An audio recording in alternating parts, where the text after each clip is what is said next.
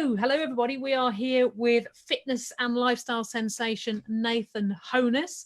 I've known Nathan for, probably about 5 years, I think, something like that, 4 or 5 years. And I have seen this guy absolutely transform his own life, his business, his confidence, and what he has achieved is pretty phenomenal. Considering that Nathan comes from a trade where many people spend all of their time earning pounds per hour and working one-on-one with clients and feel semi-trapped by that environment, Nathan's managed to find a way to productize, systemize, and get himself out of that. And he's here to share his story of how exactly he did that. And guys, you need to listen to this. It doesn't matter what trade you are in. If you have an expertise in something and a knowledge in something, it is truly phenomenal what you can actually achieve by sharing and doing some of the things that Nathan's going to share with you in this interview. So Nathan, thank you so much for joining me here today on our Expert Masterclass. No problem at all. Thanks for having me. So tell me, Nathan, just give me a bit of a potted history. Where did you start out? What was your thing? What got you into this? And who are you? What do you do? So tell us a bit of a history. Yeah, so I have to start around about when I was younger, because it starts from your belief systems and all that from younger. So around about age 10, I start with that. I used to worry about literally everything. And I used to have this sort of mindset that I was stupid, told myself I couldn't read or write, but I believed it at the time, of course. And that went on for quite a number of years until about the age 14. And I had that moment where I decided to go out for a jog. And it was only a simple jog, but that was the moment where I went, hold on a minute, if I can do this little jog and go that little bit further each time, what else can I achieve? And I started putting myself into other things. And that was the first springboard of changing my mindset. Now, obviously, it was a lot of development in my adulthood, but obviously that led on to fundamental. Rather than me worrying about stuff and focusing on problems, I switched my mind and always looked at the next thing I could progress in. So that was massive for me. And around about 2003, I decided to get into fitness. So I become a gym instructor, ended up getting on the cruise ship, which brought me up to Newcastle because I'm originally from Portsmouth. And then obviously from there, I was personal trainer. Did the cruise ship just go from Portsmouth to Newcastle, or did you go somewhere else beyond there? Was that because it sounds like a pretty boring cruise, to be fair. Yeah, on this cruise ship, obviously I went around the world, which was great. Oh, that's all right then. That's okay. Just checking. Around Africa and all sorts. It was a great experience. Worked very hard on the cruise ship, but it did teach me some fundamentals about business.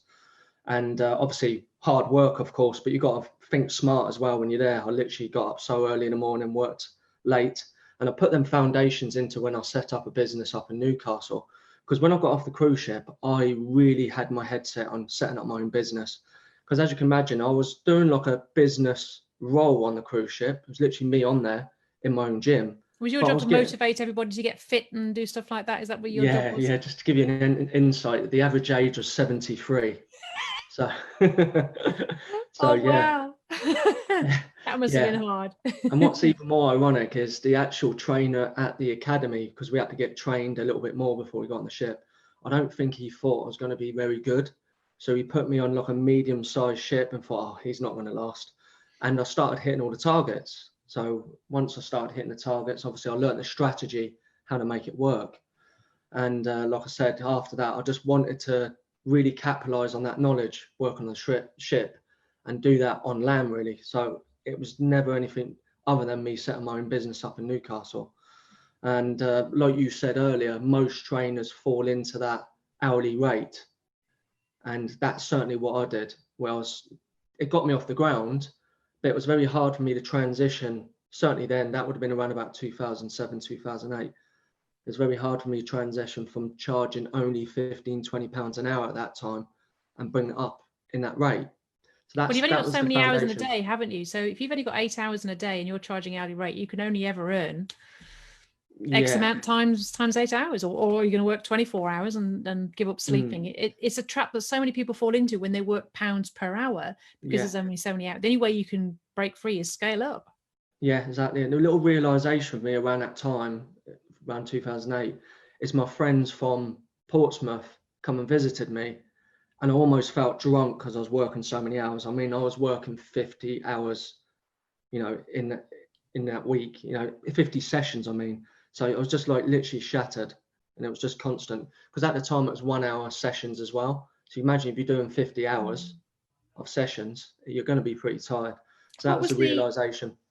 Was that the moment that you decided that this has got to stop? We've got to take this to the next level. Well, funny enough, at that point, I took down the clients what I was going to train, and I put the rate up. So that obviously put my hourly rate up, which is good. But then there's another problem, isn't it? People still transferring time for money with me, and there's still only so many hours in a day, and there's still only can charge more. And obviously the problem with that, working in the gym, you're being compared with other trainers. So if you're, say, 40, 50 pounds an hour, and the other trainers are charging 20, it's having that way of making something different and making you so much different to the other trainers. So that was quite a tough transition. So charging more and finding a way to stand out is where a lot of people start off. It's like, well, I need to charge more, but I need to stand out. But as you've just said that, it still doesn't quite get you there. It might elevate your income a little bit and reduce your workload a little bit, but there's still that glass ceiling. What was the next level for you? How did you take it to the next level beyond that? Yeah, well, I have to say, it got to January 2014, and I kind of hit rock bottom there, because literally broke up with my partner. I lost my passion for a little bit, and because I felt like I really want to help people, but I weren't really getting the results what I wanted, but I couldn't really see what the problem was. And I come across this video on YouTube, Anthony Robbins found 14 days resolution. And I saw these extra courses, public speaking and learning NLP, neuro-linguistic programming. I'm sure people may know that, but that's all about mindset. And then from there, that's where I'll come to you, wasn't it? Of course. I developed extra skills and I worked on myself. And then I realized something. And what I realized is it's not just the training, what I really want to achieve with people. It's all about helping their overall mind, body, and soul, everything. So then I created other elements to my training. And at the time, I thought I was going to give it up altogether. I thought I wanted to be this big public speaker. And then almost took a full circle. And I thought, actually, I am in the right field where I want to be in. There's more to me. So then that's when I developed more of a lifestyle package, as opposed to just training people one-on-one. And I think that was the moment, if you like, when I thought. So what I'm reading into that for those that are listening is that you were already an awesome fitness instructor, and you knew that you could motivate even 73-year-olds that are fed to death on a cruise ship. So you've got the skills, you know what you can do. But in order to take it to the next level, and I remember our conversations around 2014, 15, you needed more Nathan skills. You needed more different skills for you to be able to take your business to the next level. And this is one of the things that a lot of people we've interviewed on this show has talked about, is that you need to improve yourself, your own skill sets, because you need to learn to public speak, you need to learn to productize, you need to learn to tell your own story, you need to learn to write books and then create content and social media. And that's where we sort of met. But you know, you needed to learn new skills so that you could charge not necessarily more, but reach more people by doing one-to-many or by productization. And that was you had to learn your skills. So many people don't take that leap. But what made you so hungry that you had to take that leap? Because it's hard work, you know, standing up there learning to speak. And I can remember you doing it, you know, standing up there learning to speak and breaking your business down and thinking, I'm gonna have to try. It's tough. It is tough, isn't it? Yeah, it is really tough. Yeah. I think starting again, learning to walk. Yeah. I have to take myself back, because I think one of the things was my belief system was this whole, I don't need money. So I had to kind of shift that belief, because I knew I was in the industry for the right reason, that was to help people. But I think that one belief I had to get rid, and then make it that actually by charging more or giving better value, you're going to get that returned, and then people are going to pay that money or invest their self, and you're going to get that result better. So I think the answer is I wanted a work-life balance, because I found myself giving so much, it was draining me. And therefore, I wasn't only setting that example, but I wasn't doing the job what I should be doing. So like you said there, from systemizing it, and then how much can I alternate what I already do so they can get a good service. I'm there when they need me, but it's structured in. I don't need to be with them 24/7. And I think that was a really big shift, not only mentally, but in terms of the action what I had to take. So how did you start to break what you do down into a product? I know you wrote a lot of little guides, and I remember you sending me about 6 guides that you've written, which were awesome. But you went through the process, which so many people have done, but many don't do. You actually took what you did and you created like a system out of it, and you broke it down. I mean, give somebody some tips. If somebody's watching this and thinking, well, I need to do that. How do you do that? How do you break down? I said, I'm a fitness instructor. I make people fit. I mean, how can I break that down? What would you say is the technique you use? I think the first thing was, who do I want to reach to? What is my clientele? Who do I feel my skills, what I bring to myself, and what skills could I give others for them to invest in, what I can help them with? So the first thing I had to find out is what my niche was. I think that's fundamental. And off the back of that, now I have my niche. What is their problems? Because in order for me to help them, I have to really target down what their problems are. And off the back of finding out their problems, I can now find out the solutions. So what I've kind of done is broke down all the little solutions, and then I systemized them, if you like, chunked them up. And then from that I think that was key. And that was what made me create so many mini products or systems off the back of that one thing. So by finding your avatar, identifying what their problems are, and then solving their problems with your solutions, and just chunking it back into more and more detail as it goes higher and higher up the food chain, I guess, and they pay you more and get closer to Nathan, and the cost goes up. Yeah, exactly.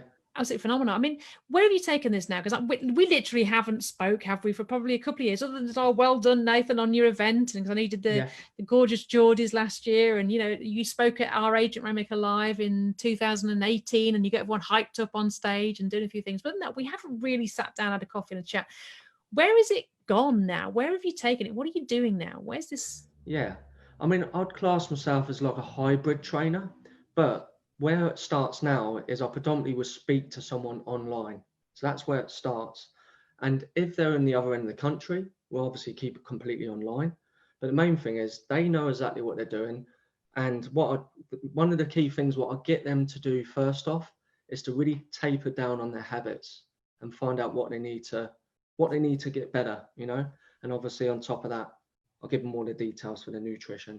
And obviously exercise wise, I'll coach them throughout it.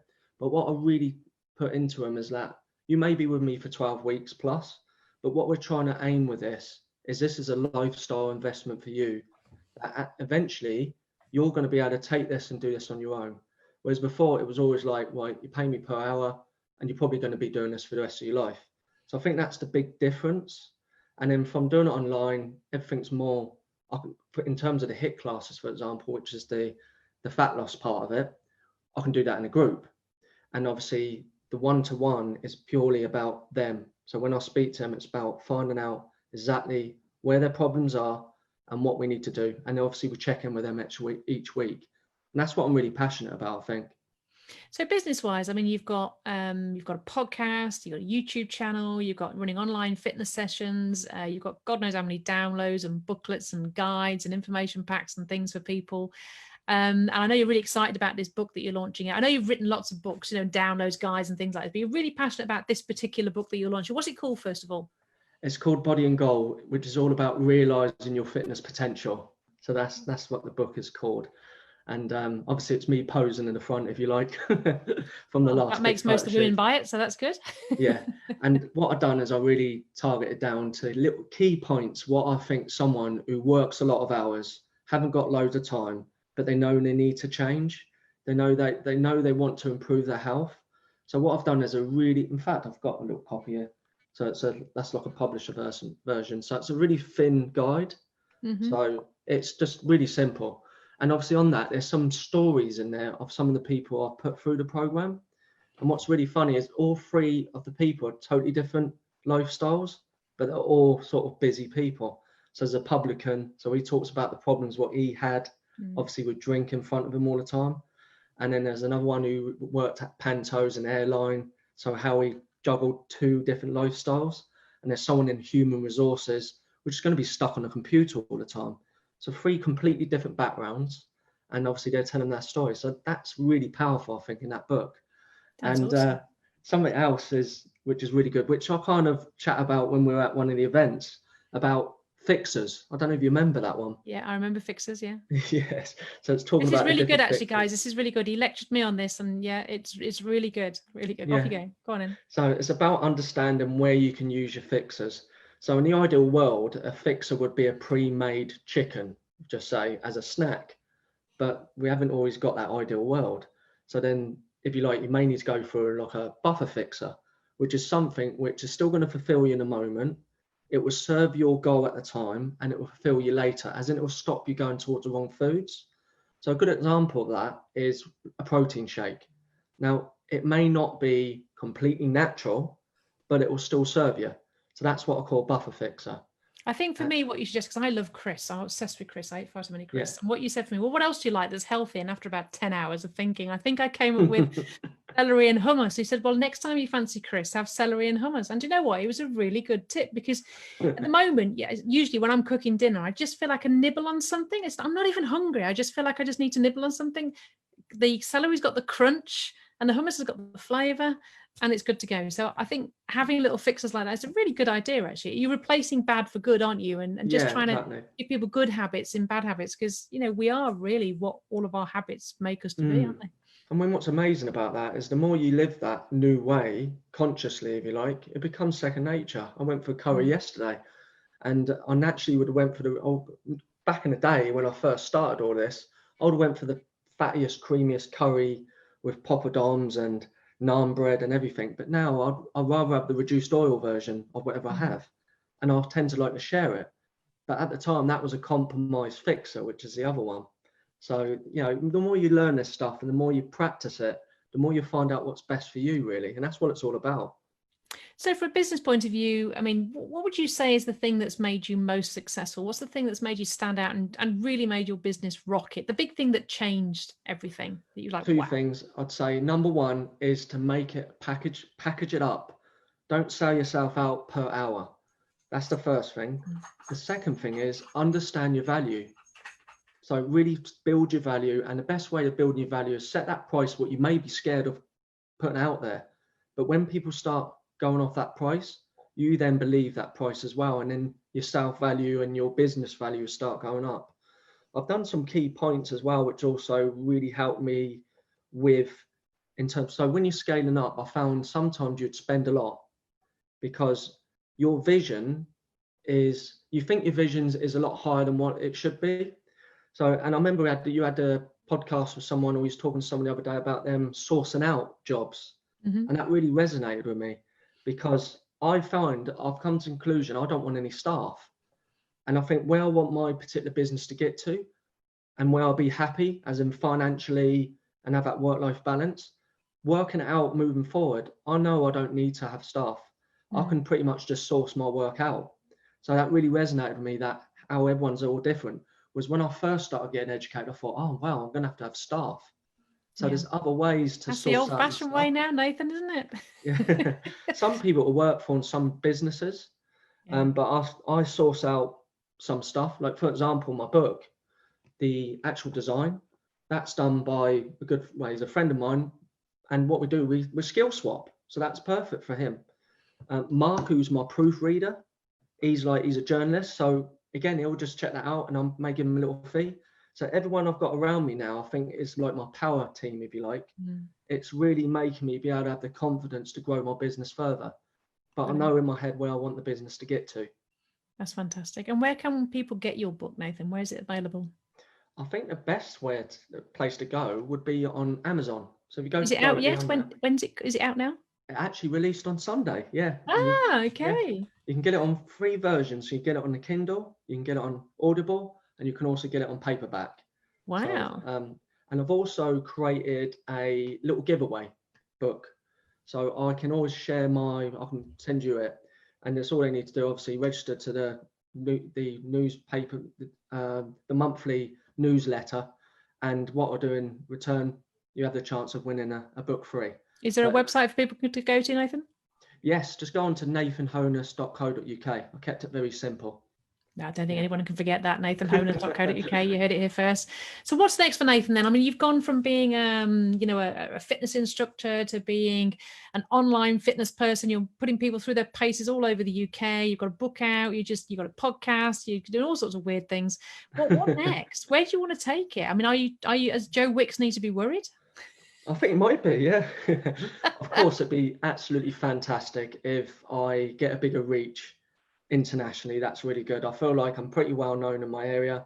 I'm slowly growing in certain areas. Lots of Portsmouth are well known, being I'm from there. Even funny enough, there is a place in Europe. That's where my cousin lives, and other family members in Malta, which is where my grandmother lives.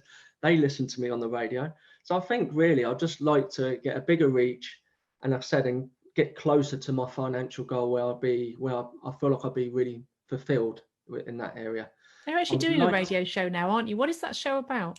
So funny enough, I talk about health subjects and also bring guests in around the area. And it's more of an inspirational show, but what I actually do is play music on it. So I play 90s, early 2000 and chart music, and people request their song, what they want to play. So it's more to like a community, local radio show to keep people's spirits high, certainly through the stage we're going through at the moment. You know? Well, you certainly have found a way to take what was a passion, which was fitness. I know it gave you your confidence and got your life on track, but you found a way to go from being almost making yourself ill through working too many hours and giving too much of yourself to actually create very much for yourself a lifestyle business. And it sounds like also a very fun, diverse, interesting. I mean, it must feel awesome. Love it. Yeah. The other sort of, and I like Gok One, where he's got that fashion show. That's what I'd like the charity show go towards that, where it gives people a massive opportunity to show their results on stage and, you know, raise money for a good cause. So what was that? It's just Gorgeous Geordies you're talking about, aren't you? Yeah, that's right. The event you ran last year. Yeah. So to tell, I wasn't able to go because we were running an event at the same time, but tell me what this is all about. Right. So basically I had a passion that I really wanted to help a particular charity in the area, which was FACT, which is a cancer charity. And a few people I've known in the past has died from cancer. So it was something I was passionate about helping out. And with the charity show in itself, I also wanted people to have a platform to, like I said, share any roles of life. Because one of the frustrations I got when I've done fitness modeling, which we never mentioned about that, was it's all well and good that some people have got the dedication of getting their body absolutely stripped and going on stage. But where I think it's missing is just everyday people who just want to share a journey and just want to inspire. So that's where I feel there was a gap there. So that's why I wanted it first off. But then I realized it would be a really good platform for local talent as well. And also that brings a bit of fun to the viewers rather than it all being about inspiration. So obviously I had my friend Jeff Moe, he performed on stage. He was on X Factor in 2014, missed out on that last year. I was gutted for him. There was also another singer as well who was trying to make it and, you know, get in the charts and stuff. There's also a gorgeous dance there, and what they were sort of replicated the what was it called? Why? I know the dance, the strip, they're not quite stripping off completely. The full Monty. But just took their top off. It's like what was the other one? I went completely blank. Oh, I don't know. May have to message after. I'll tell you after with it. But it was kind of quite sort of nice. They just kept their tops off, ripped it off at the end. So it was a gorgeous dance act. So that was really good as well. Sounds fantastic. So it was good did fun. you raise money? Did you raise money at that event? Yeah, we raised 9,000. So it was brilliant. That's amazing. Yeah, it was really good. And have you got another plan for this year? Well, we were going to, but now we postponed it for next year. Yeah. But I think that one's going to be bigger than what it was this year. So all well and good, hopefully. So I'm looking forward to that one. So how can people reach out to you, Nathan, if they're interested in talking to you? What's the best place to catch you? The best way to catch me, I'd say, would be on Facebook. I'd say, yeah, just go through Nathan Honess. Yeah, Magic Mike. That's what it was called. Magic Mike. Magic Mike. Yes. I couldn't think of it. Yeah. So guys, right. You've heard it here first. This is Nathan. I wanted to interview Nathan because, do you know what? There's so many people that are stuck in the pound per hour rat race, and you really have found a phenomenal way to break out of that, to get from being, you know, really quite overworked and making yourself feel ill to actually get into a place where you've got a nice life, doing a radio show, writing a book, outsourcing your stuff, helping people, giving back, raising money for charity. I mean, that is pretty much what everybody wants in life. And I just thought it would be great for people to hear your story. Thank you so much for joining me here, Nathan. Good luck on the book. I really hope it goes well for you. And I can't wait to speak to you in the next couple of years and see what on earth you're doing then. I really appreciate you having me today. Thanks, Sally. You're welcome. Thank you.